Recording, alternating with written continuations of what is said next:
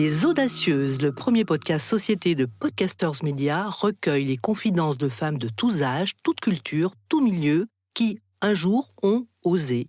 Osé faire sa mue, osé sortir de sa zone de confort, osé faire bouger les lignes pour soi et les autres, entreprendre ici ou ailleurs, créer, transmettre. Ces femmes audacieuses, je les invite à mon micro. Je suis Carole Renucci, journaliste, et pour moi aussi, l'audace est un carburant.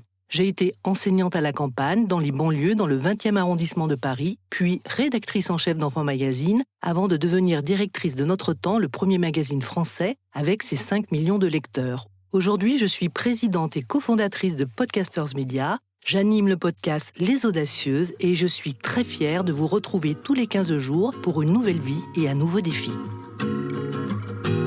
Maria Alphen, vous êtes née en Suède, vous avez vécu en France, en Suisse et passé votre enfance en Australie. Après le décès de votre mari, vous y êtes retournée, vous avez retrouvé une amie d'enfance qui vous a avoué être schizophrène. Vous découvrez que les maladies mentales sont tabous, qu'on les connaît souvent mal, qu'elles font peur et que ceux qui en sont porteurs souffrent d'une double peine, la maladie et une immense solitude.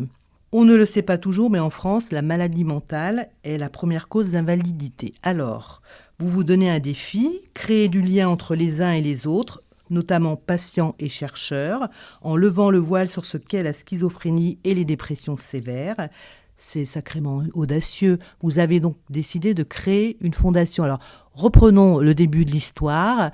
Vous perdez votre époux, vous êtes très affecté. C'est comme ça que ça a commencé. Et vous décidez de retourner en Australie ? Eh bien, ça a commencé plutôt, je pense, par une vraie fascination pour le cerveau, bien avant. J'étais écoutée à Paris une fois par an. L'Université hébraïque de Jérusalem donnait des conférences sur le cerveau avec un professeur Idan Segev. Et j'étais éblouie parce que nous possédons tous ce cerveau. Et après ça, effectivement, quand mon mari est décédé après 25 ans de mariage, j'étais très perdue et je suis repartie en Australie pour retrouver ma mère et mon amie d'enfance. Et les mots que vous avez choisis sont un peu à l'origine de nos troubles, parce que les mots, c'est très important. Et vous avez dit schizophrène. Or, c'est très important de dire quelqu'un qui vit avec la schizophrénie, car ce n'est pas une étiquette en soi. Et c'est pas... La personne a beaucoup d'autres qualités. Donc ça, c'est tout le travail que vous menez. Je voudrais juste revenir sur le premier point qui est celui de votre intérêt pour le cerveau. Vous avez une formation scientifique ou c'était par curiosité intellectuelle ? Je suis extrêmement curieuse. J'ai aucune formation dans cette matière. J'ai travaillé dans le théâtre avant. Mon oncle avait le théâtre Montparnasse à Paris. Et je travaillais dans le théâtre avec lui. Donc, la parole, le mot, ça, je savais que c'était important. Et la fascination de rentrer dans un lieu et de prendre un personnage, ça vous permet d'être autre. Et donc, il y a évidemment beaucoup des couches d'apprentissage dans ma vie qui m'amènent à être fascinée par les troubles psychiques. Alors, j'ai bien compris que les étiquettes, ce n'était pas votre truc et qu'on va essayer de se corriger, en tout cas moi, pendant toute notre conversation. Donc, vous luttez contre ces étiquettes. Expliquez-moi ce qui se passe dans votre cerveau à vous lorsque votre ami vous explique son mal. Bien, la première chose qui est terrible, c'est que j'ai commencé par moi. J'ai parlé de moi et le fait que j'ai perdu mon mari et que je pensais que c'était la pire chose qui pouvait arriver à quelqu'un et j'étais vraiment perdue. Il faut savoir que quand on vit longtemps avec quelqu'un de très très proche et cette personne disparaît et on sait qu'elle ne peut jamais revenir, on n'est pas préparé à la mort non plus. Donc j'étais perdue et je parle du fait que j'étais très très triste et qu'il me manquait comment vivre.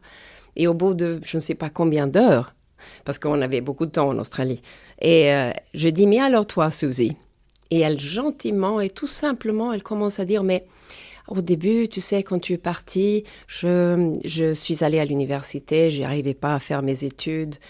Et puis après, j'étais rentrée chez mes parents. Mes parents ont dit, non, mais tu dois prendre ta vie, tu dois vivre. Et donc, elle revient et 10 ans passent. Et j'ai déjà raconté ça, mais je crois que c'est important parce que les gens ne se rendent pas compte ce que c'est. Quelqu'un qui vit avec des hallucinations et les angoisses de ce type-là, c'est inimaginable pour les autres. Et finalement, au bout de 10 ans de solitude, et elle n'osait pas sortir la nuit ou le jour, elle sortait très peu. Elle ne pouvait pas prendre des douches parce qu'il y avait des caméras dans la douche pour elle. Pour elle, oui. Et finalement, la police l'amène à l'hôpital psychiatrique de Perth, en Australie occidentale, et on dit qu'elle vit avec la schizophrénie. Elle a quel âge à ce moment-là, 28 Maria? ans. 28 ans. Donc, elle a perdu ses années de fête et de s'amuser. Jeunesse, Oui. Et de légèreté. Oui. Et quand elle a beaucoup de chance parce qu'elle elle répond très bien au traitement. Donc, très rapidement, elle retrouve sa vieille personnalité et elle n'a plus la paranoïa. Et sa mère est évidemment très, très prise par qu'est-ce que c'est cette maladie? Elle souffrait de quoi? Donc, toutes les questions commencent à venir à ce moment-là. Mais moi, j'étais loin, j'étais en France. Vous ne le saviez pas, c'était pas dit. Vous restiez quand même en contact avec elle. Vous aviez toujours une relation distante, mais vous preniez de ses nouvelles ou c'était une parenthèse?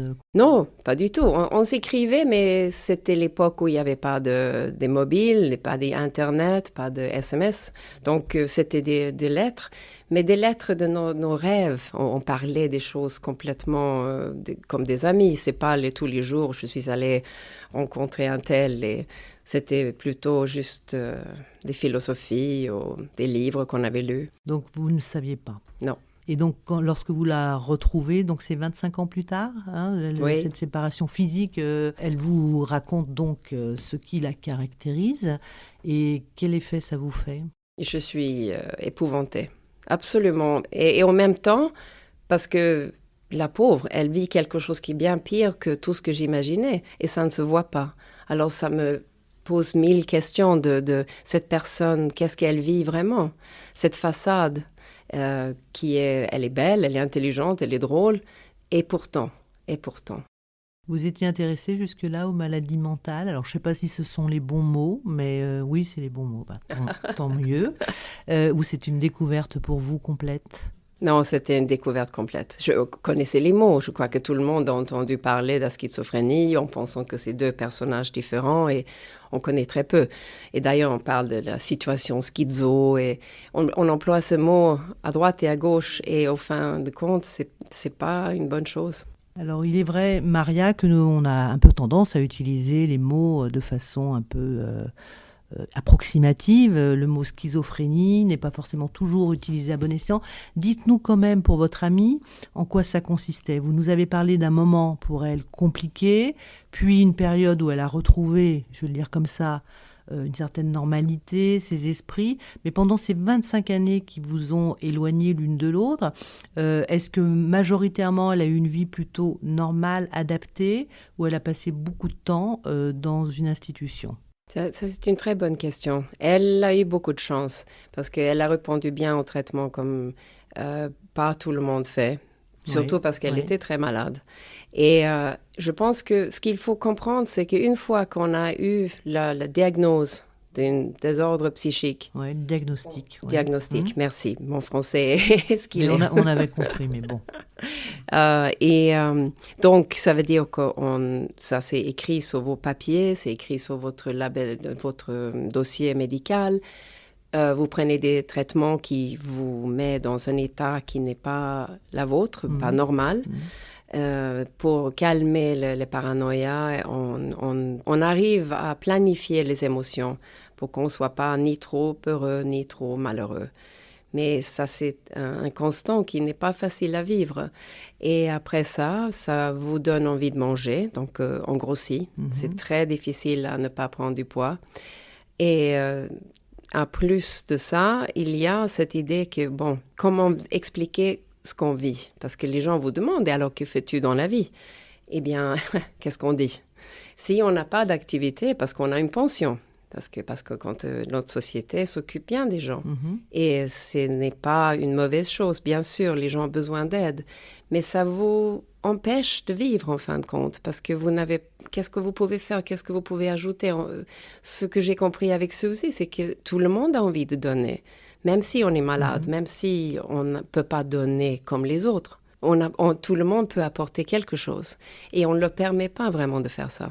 Alors vous l'avez dit, Maria, vous avez été dévastée par cette nouvelle.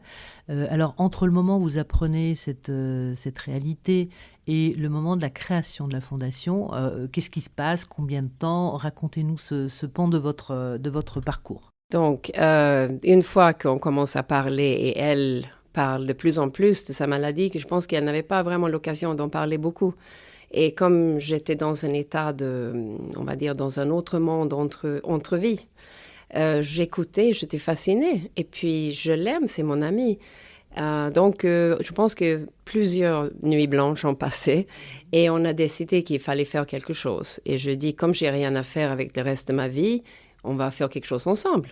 Et je lui ai demandé, qu'est-ce que tu veux faire? Parce que c'est elle le guide, toujours. Et elle a dit, oh, je voudrais avoir un bal. Je veux un bal où on invite tout le monde et on va avoir des très belles robes et on va parler de la maladie mentale. Je veux leur montrer que ce n'est pas ce que vous imaginez et on va récolter beaucoup d'argent. Je dis, bon, très bien, un bal, ça doit pas être compliqué à organiser. Comme j'ai fait beaucoup de choses avant, pourquoi pas? On va acheter des robes. Et puis après, je commence à réfléchir. Et ça, c'est pendant quelques mois. Mais après ça, je me dis, bon, mais écoutez, on va peut-être arrêter le bal pour le moment parce que si on lève des fonds, ces fonds vont aller où? Donc, il faut un projet, une construction. Voilà. Donc, je retourne en France parce que je suis quand même résidente en France. Ma maison est là et bien qu'elle est vide et froide, c'est quand même ma maison. Et à ce moment-là, j'ai Suzy dans mon cœur et je commence à dire, mais qu'est-ce que je peux faire ici en France? Et c'est là où quelques amis me parlent de fait que je pourrais faire un prix autour de la psychiatrie. Et donc, je vais à l'Académie des sciences. Et là, je rencontre parmi les académiciens professeur Eva Gide, sa mère est suédoise. Donc, il y a un petit lien pour moi. C'est ça qui a facilité la rencontre, parce que, comme vous le racontez, on a l'impression que c'est facile. Déjà, la maladie mentale, c'est pas facile. C'est quand même un univers à part. Donc, pénétrer dans cet univers, je veux dire, il faut quand même avoir quelques petits accès. Donc, pour vous, ça a été le fait, effectivement, de ce point commun? Le fait qu'il soit suédois, ça a aidé sûrement. Je pense que la première chose que Suzy a dit, qui m'a guidée, c'était que pour elle, la recherche, c'est l'espoir. Et là, je parle aussi de la recherche fondamentale. Qu'est-ce qu'il y a dans les glial cells, par exemple? Donc, à partir de là, ça, c'est quelque chose qui me rejoint à mes conférences sur le cerveau avant. Et je dis, oui, moi aussi. Là, il y a une passion qui est commune. Et donc, quand je rencontre le professeur Agide et on parle, et puis il m'aide à créer, sous l'hospice de l'Académie des sciences, la Fondation Philippe et Maria Alphen. Tout ça parce que je voulais qu'on dise le nom de mon mari, parce que autant qu'on le dit, il est toujours là. Qu'est-ce qui l'intéresse, ce monsieur, dans le fait de créer une fondation? Vous allez amener des fonds, je pense que c'est un peu le moteur. Vous allez représenter ce moteur-là, si je peux dire ça comme ça. Qu'est-ce qu'il disait, lui? De quoi avait-il besoin? C'est intéressant de savoir ce dont ces gens-là ont besoin. Alors, pour créer une fondation sous l'hospice de l'Académie, c'est une manière d'évidemment rentrer dans une maison très, très... très honorable et respectable, bien sûr. Et très connue. Aussi, on n'est pas obligé de créer une fondation à soi. Et comme je n'ai pas les fonds pour créer une fondation, c'était une manière, pour moi, possible. Et puis, sous l'hospice de l'Académie, nous avons accès à tous les membres de l'Académie qui pourraient venir pour nous donner des conseils, pour justement décider le prix et les personnes que je pourrais impliquer. Et d'ailleurs, on avait rendez-vous il n'y a pas longtemps pour décider le prix de cette année. Et ça, je pense que ça va être très intéressant parce qu'on va faire appel à tous les pays francophones dans le monde entier. Vous allez nous en reparler peut-être un petit peu plus tard, Maria, de cet aspect, ce développement à l'international.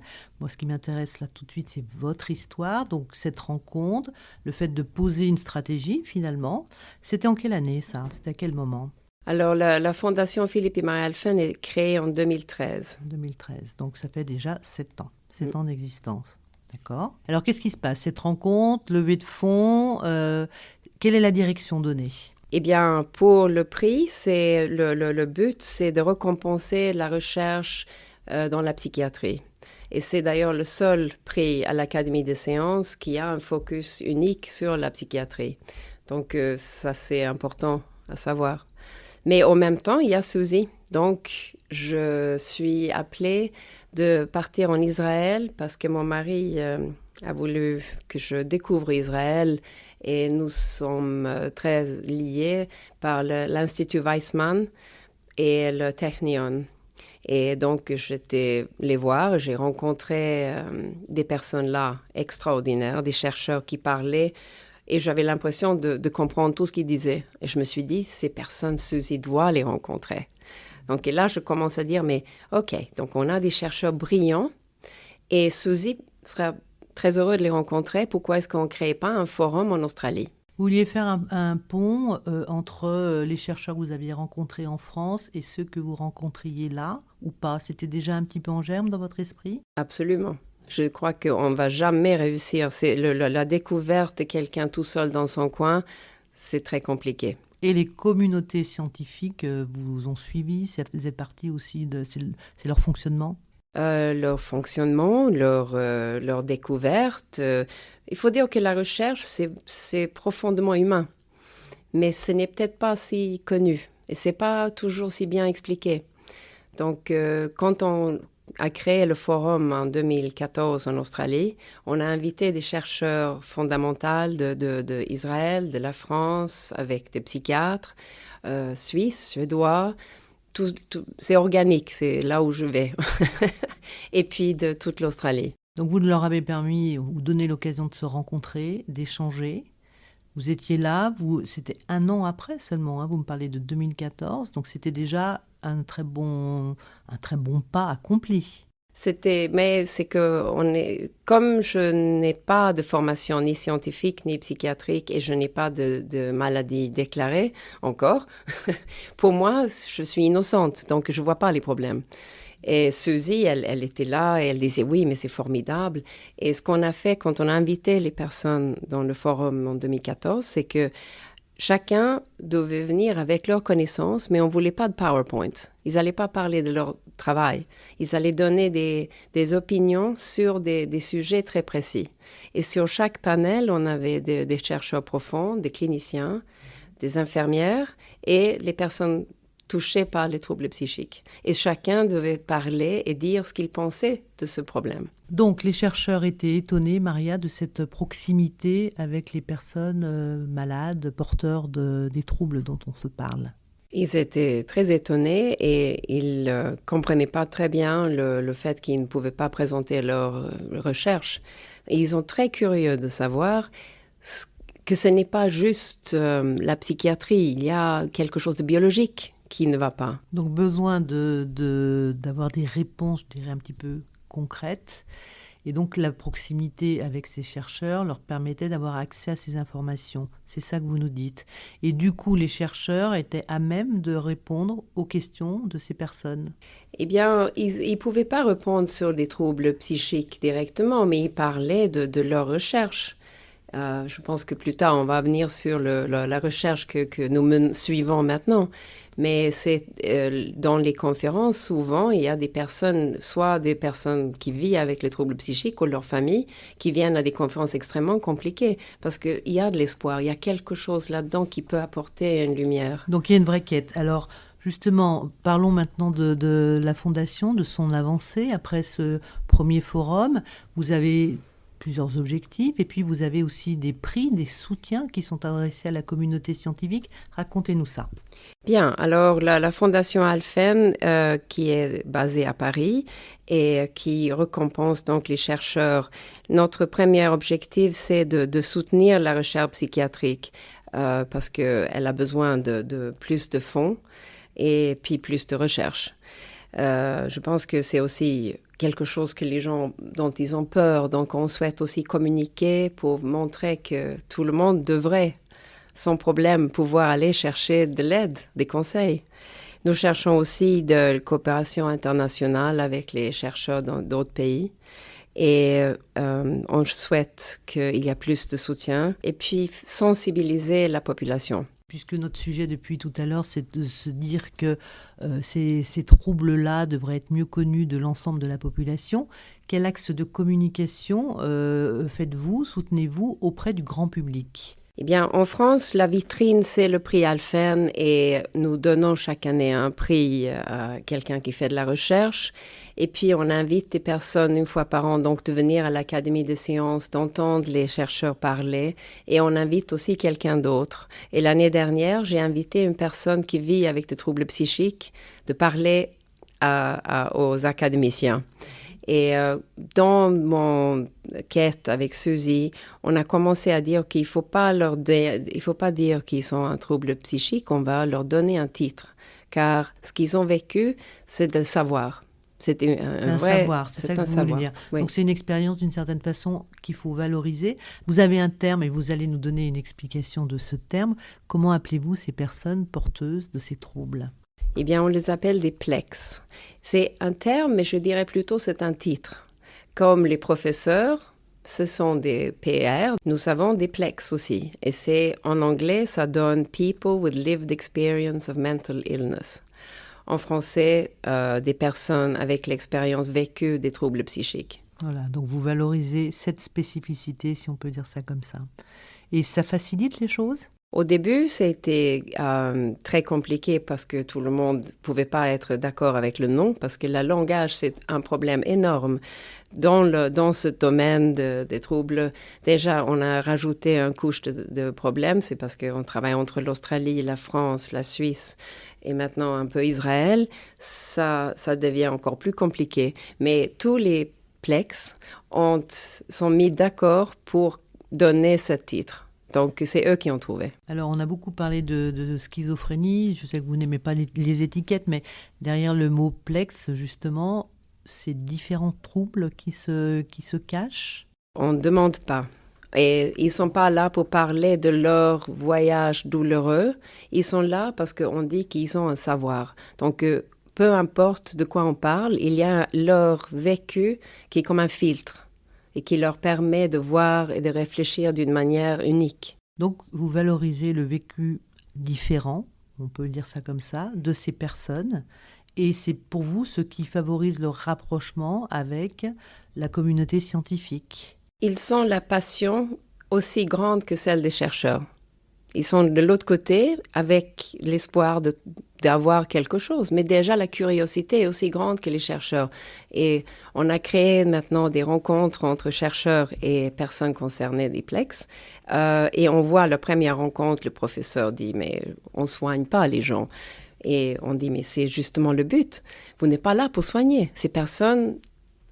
Nous, on ne promet pas de les soigner, on veut les écouter. Ils ont quelque chose à donner, un savoir énorme dont on passe à côté. Est-ce qu'il y a des écrits ? Est-ce que l'un d'entre eux ou plusieurs ont eu envie à un moment donné de se raconter, tout simplement ? Ils sont, depuis 2018, quand on a commencé Meeting for Minds en Suisse, on a une communauté de plex qui suit la recherche depuis 2 ans donc. Et ils ont écrit des articles eux-mêmes. Et il y a une personne, la plus belle histoire, c'est Jacqueline, qui était très timide. Et elle voulait pas être filmée parce que ces rencontres, on les filme. Parce qu'on veut qu'on puisse voir l'évolution de ces rencontres et l'amitié qui se tisse entre un chercheur et les plex. Donc, les personnes se retrouvent et au début, Jacqueline a dit « mais je ne veux pas être filmée, mais qui va me donner l'occasion de rentrer dans un laboratoire ? Je dois y aller. » Et donc, au bout de quelques rencontres, elle est là, elle pose des questions, on la voit se pencher en avant, elle n'est plus timide. Elle a vu qu'elle est comme nous tous.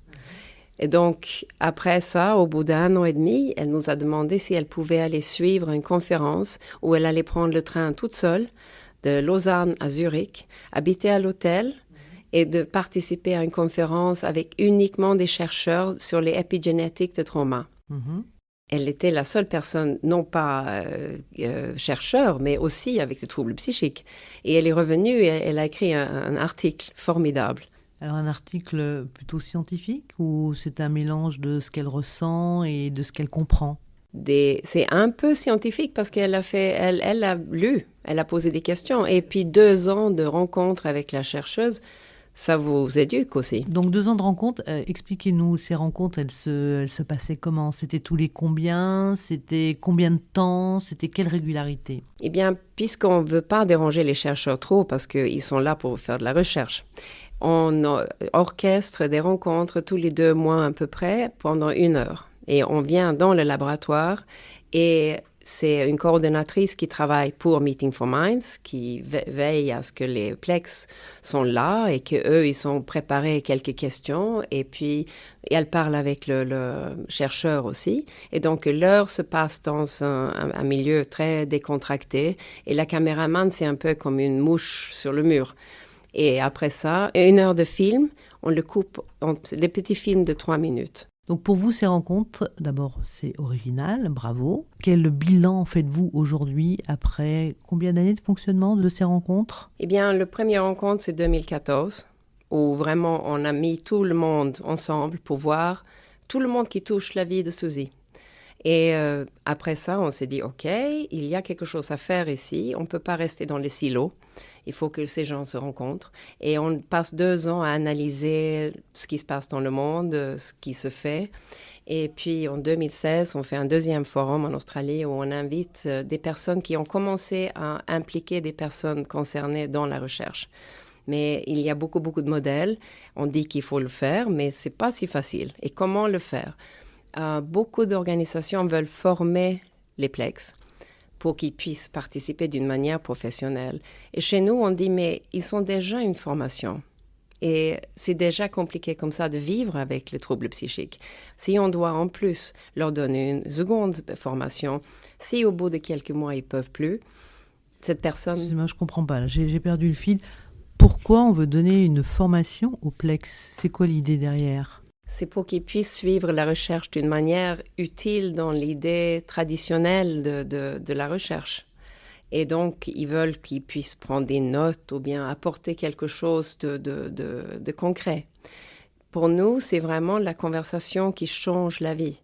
Donc, ils ont déjà une formation à travers la vie, ce qu'ils ont vécu. S'ils ne peuvent pas venir à un de nos rendez-vous, il y a toujours 2 ou 3. Donc, ce n'est jamais un problème. Ils peuvent venir et partir et revenir. Parce que c'est compliqué, c'est ça qu'on ne veut pas croire et on ne peut pas comprendre. Donc, ce que vous êtes en train de nous expliquer, c'est que le protocole, quand il est posé, il est très compliqué. Quand je dis protocole, c'est sans le sens médical, c'est dans celui du sens des rencontres.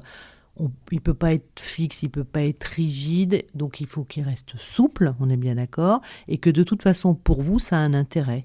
C'est-à-dire, c'est la prise, la parole, l'audace de prendre la parole, on peut peut-être dire ça aussi, pour ces personnes qui ne le feraient pas forcément dans un cadre plus classique. Nous avons un protocole qui est très strict, mais à l'intérieur de ce protocole, ils peuvent faire ce qu'ils veulent. Du moment où ils viennent, ils posent des questions. Et l'évolution, c'est quelque chose de très long. Et eux, ils comprennent la recherche et les chercheurs commencent à comprendre the big picture, la grande image de leur travail. Et la chercheuse à Zurich, où nous travaillons à l'université de Zurich, c'est sur l'épigénétique de trauma. Et professeure Isabelle Monsoui, elle veut écrire un livre avec ses Plex. Tellement elle dit que ça lui a ouvert l'univers d'une autre manière. Et elle n'est pas psychiatre. Donc ça, c'est une très belle réussite. Parmi les très belles réussites de ces 7 années, depuis la création de la Fondation, depuis le prix, depuis ces rencontres que vous avez organisées dans d'autres pays même que la France, quel est votre bilan aujourd'hui? Qu'est-ce que vous vous dites et quels sont vos objectifs pour demain? Bien, alors le bilan, ça doit être que la recherche que nous avons faite montre que ces rencontres sont importantes, porteurs pour les personnes qui se rencontrent.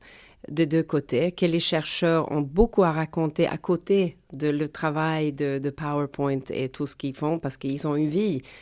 Parfois, ils dorment dans le laboratoire tellement ils sont fatigués. Qui sait ça? Il y a beaucoup de choses à apprendre dans ces rencontres. Et les personnes concernées, ils sont petit à petit trouvé une confiance en eux qu'ils n'avaient pas avant. Et je pense qu'à travers les films, le plus grand public peut aussi voir ces films et se rendre compte que ces personnes, le trouble psychique, ça n'a rien à voir avec l'intelligence. Bien sûr.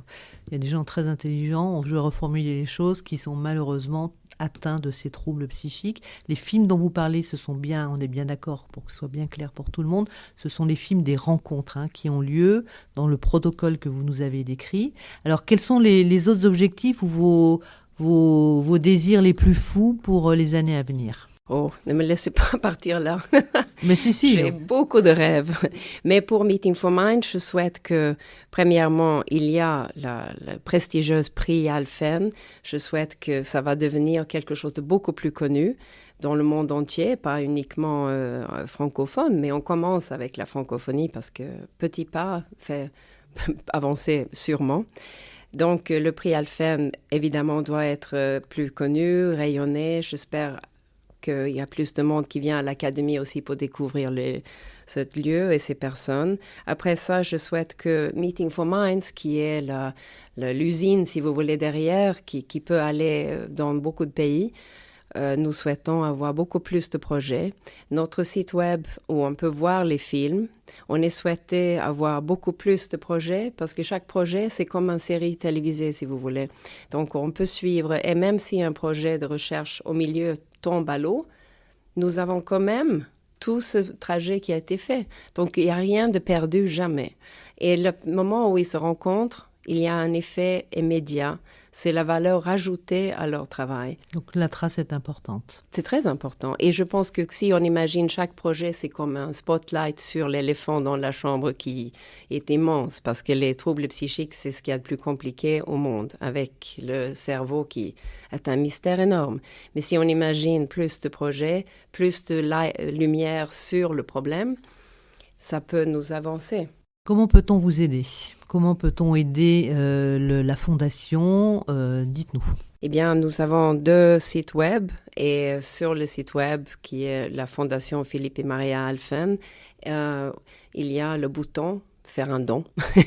C'est aussi simple. C'est pas compliqué. C'est aussi simple que ça. Mais si vous êtes aussi curieux d'aller sur le site web de meetingforminds.com, là, vous pouvez voir les films.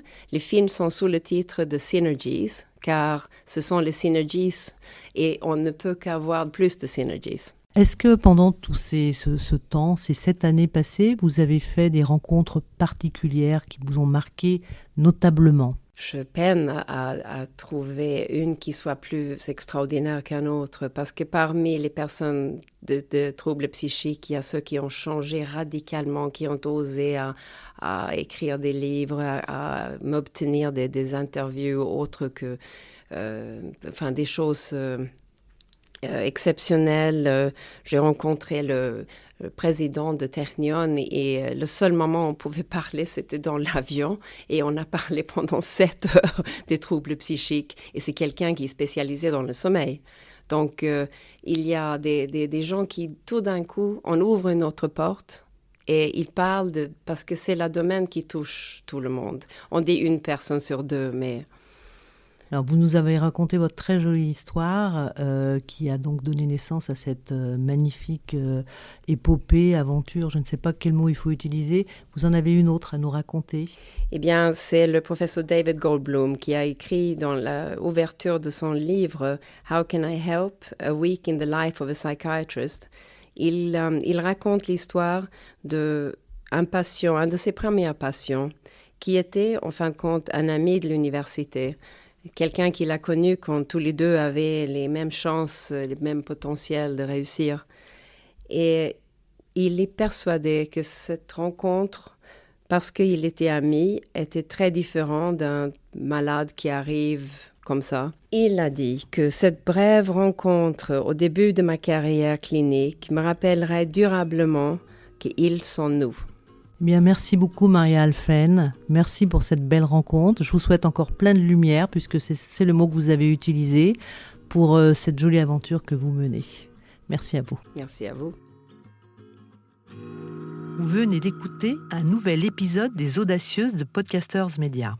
Nous espérons que vous avez passé un bon moment. Si c'est le cas, surtout n'hésitez pas à le faire savoir à vos proches. Vous pouvez aussi le dire sur les réseaux sociaux et nous mettre 5 étoiles sur vos plateformes d'écoute et applications préférées. Enfin, écoutez-nous, réécoutez-nous et donnez-nous de vos nouvelles sur notre site www.podcastersmedia.com, onglet Contact. À très vite.